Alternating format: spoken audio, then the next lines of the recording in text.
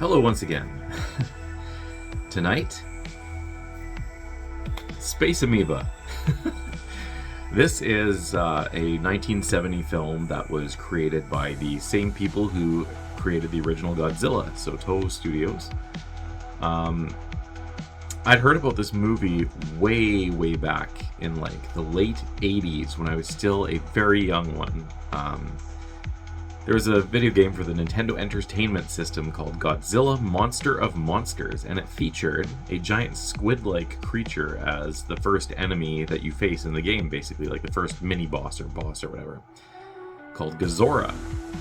And I had been watching the majority of the films that were released in the Godzilla series up until that point, and I did not know who this was. So a little bit of digging, I eventually found out, not, then, because I was like, not even 10, but eventually I found out that this creature was from a movie released by the same company, but at the time it wasn't a part of the Godzilla series. Anyway, long story short, about 35 years after finding out about this monster Gezora, or Gezora, or whatever you want to call it, I finally got a chance to see the original movie that it was in. And let me tell you, I know why Gezora was the first enemy.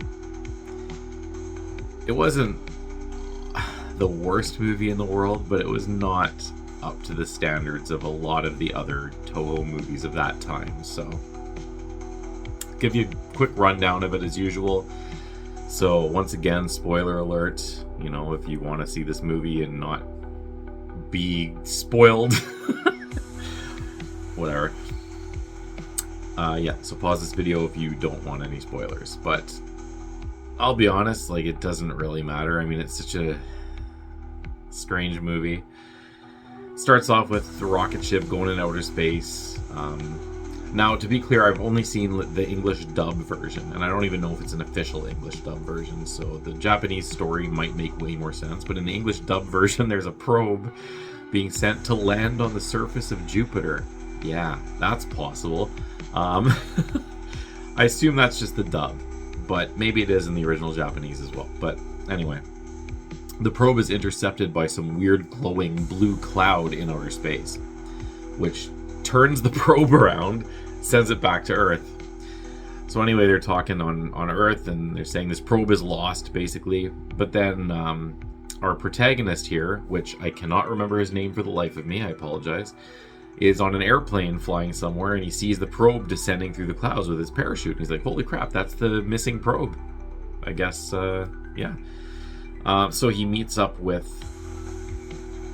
I don't remember the character's name either, but he meets up with this woman that he knows who wants to go to this island to, survey it and take photographs and whatnot. I guess he's like a photojournalist or something.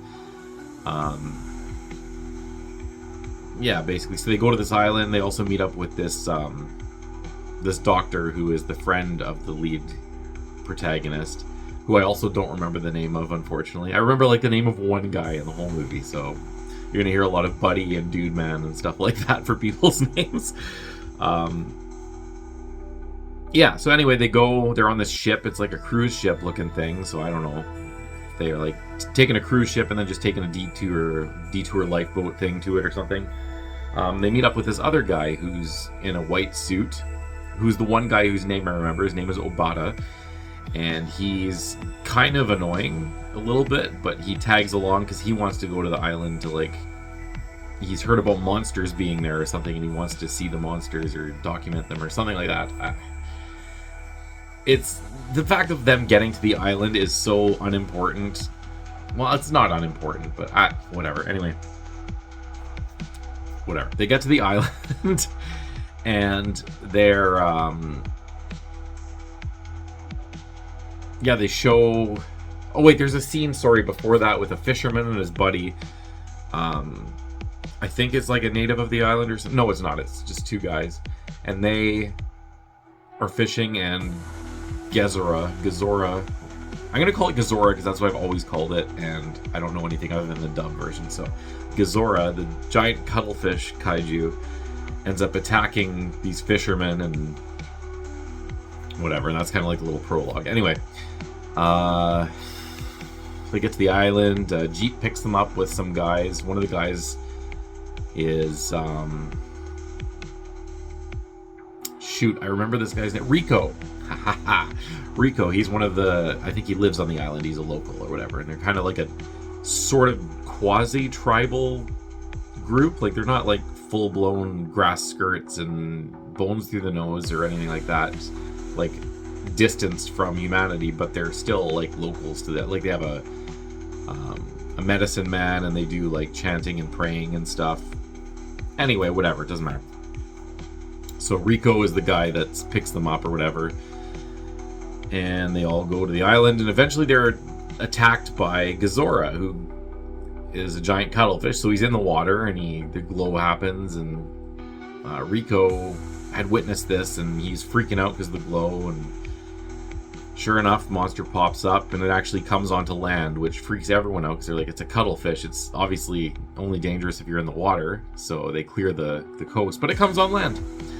And it lays waste to their little village, destroys all their huts and everything, and they eventually find out it's like injured by fire, because when it was attacking there was a fire and it kind of like steered clear of that, so they think to themselves, okay, so fire hurts it.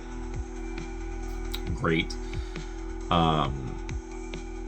It comes back eventually, and they lure it to like an area, a clearing or whatever, that they've doused with gasoline, and they light the gasoline and get Gezora essentially, and he goes back to the ocean and sort of swims to a spot and like chills.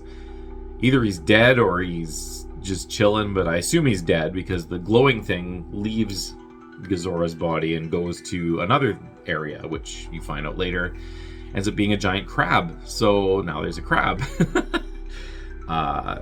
They don't mention it by name, but I think it's like Ganemes or Ganemes or something like that. I don't really remember. I've never heard it said out loud, but anyway, unnamed crab monster in the movie attacks and whatnot. It ends up like they shoot its eye, and like its eye is hurt, and it falls off a cliff or something, and I don't know, a bunch of stuff. Anyway, they end up like blowing it up with explosives. So then the space amoeba, which is the blue sparkly stuff, I guess, it leaves the crab and goes into a giant turtle. And now the giant turtle's all wrecking havoc and stuff. Like, you can't win on this island. It's just, never mind Jurassic Park. This is something else entirely.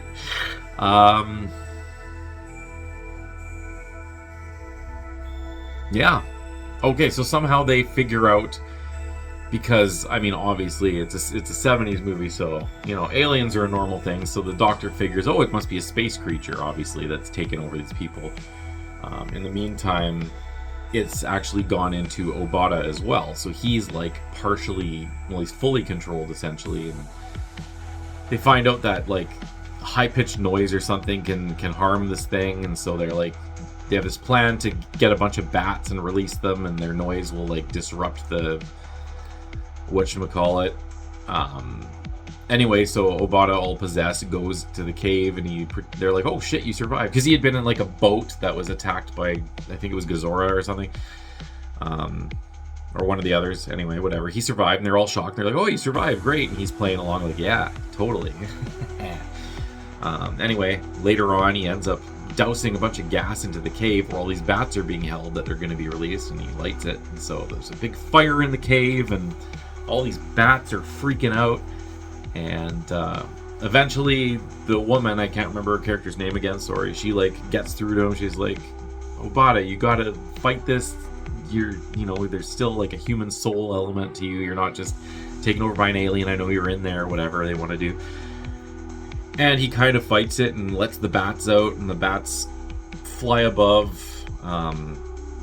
the crab and the turtle and disrupt their mind control, I guess. So they end up fighting, and the doctor's like, oh, they're reverting to their natural instincts again and whatnot. And they're fighting on like an active volcano, and they end up falling into the volcano, so they're toast.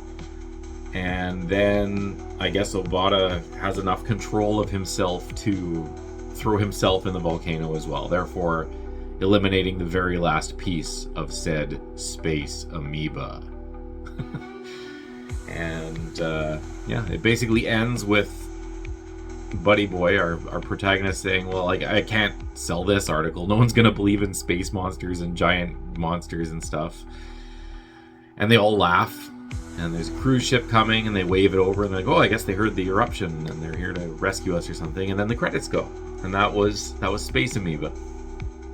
So, I mean, I'm glad I finally saw it. I had to order like a DVD from eBay that I found. I don't think it's legit. There's like no copyright information on it or whatever. But I finally saw it, so whatever. There's no other copy that I was able to find that I could order in whatever region 1 is for DVDs. So it is what it is. Now, I'm wondering if I saw the Japanese version with, like, their actual, like, the subtitles and everything, if, like, everything would make more sense and be more realistic, but I gotta go with just the dub that I was able to get. I'm gonna give it a 5.2. I mean, it wasn't really that good compared to a lot of the other Toho stuff, like the Godzilla series stuff. Matongo was pretty cool. But this one... It is what it is, so that's what it gets.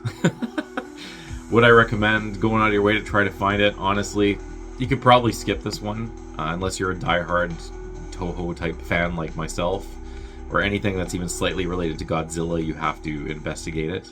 So I did, and I own it now, and I don't know if I'll watch it again ever, to be honest. So it is what it is. Wow, I was able to keep this one short. That's a first. But yeah, again, I can understand why they made this the first boss in Godzilla Monster of Monsters for the NES. Totally makes sense. A little bit of an underwhelming movie, but Toho has had so many good movies that I will let it slide. And yeah, I guess we'll leave it at that. There's no point trying to drag it on where I actually reached kind of the time limit I wanted to stay to. So I'm going to end it there. And yeah, peace.